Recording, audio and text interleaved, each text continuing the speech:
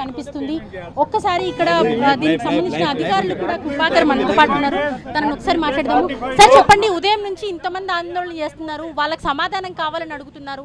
మార్కుల విషయంలో ఇంత పెద్ద ఇబ్బంది ఇప్పటి వరకు రాలేదు, కానీ ఎందుకు ఇప్పటి వరకు సెక్రటరీ కూడా ఆఫీస్ కి రాని పరిస్థితి? చెప్పండి.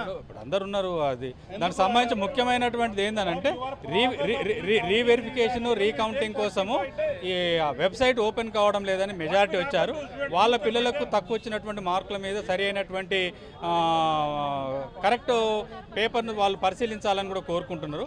ఆ వెబ్సైట్ ఓపెన్ కావడానికి అయినటువంటి సార్ బోర్డు చేసిన తప్పులకు రీవెరిఫికేషన్ కి అంతంత డబ్బులు పెట్టి చెల్లించాల్సిన అవసరం తల్లిదండ్రులకు పిల్లలకు ఎందుకుంది? ఇప్పుడు అన్ని తప్పని మనం ముందే చెప్పలేము కాబట్టి ఆ పేపర్ చూస్తే తప్ప అది ఎటువైపు పొరపాటు ఉన్నది ఎందుకు ఒప్పుకోలేదు, దానికి ఎట్లా ఉన్నది అనేది తెలుస్తుంది.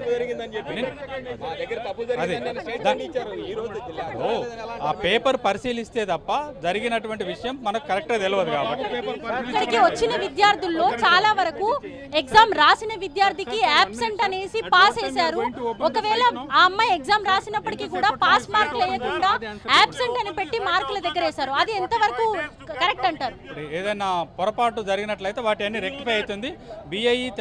BIE.telangana.gov.in లో పరిశీలించుకోవచ్చు. అది అప్డేట్ అయిపోతుంది.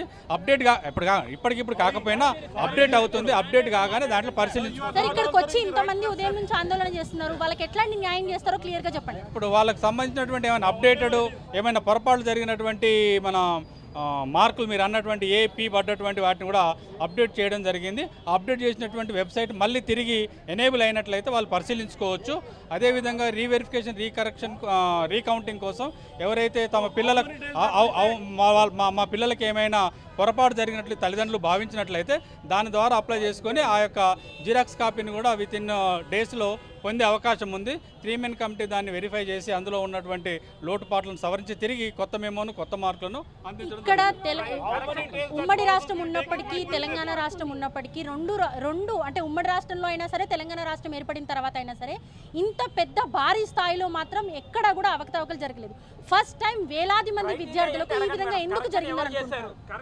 ఇప్పుడు రెండు రాష్ట్రాలైనా కూడా మిగతా రాష్ట్రాలను కూడా పోల్చుకోవడం జరుగుతుంది తల్లిదండ్రులకి ఇట్లా. కానీ మనం ఇప్పుడు ఎవరి పనితనం ఎవరి యొక్క విధానం వాళ్ళకి వెళ్ళిపోతుంది. దాన్ని మనం పోల్చడానికి అవసరం లేదు. ఎందుకంటే 5 ఏళ్ళు అయిపోయింది కాబట్టి దానికి అవసరం లేదు. ఎవరి పద్ధతిలో వాళ్ళు వెళ్ళిపోతుంది.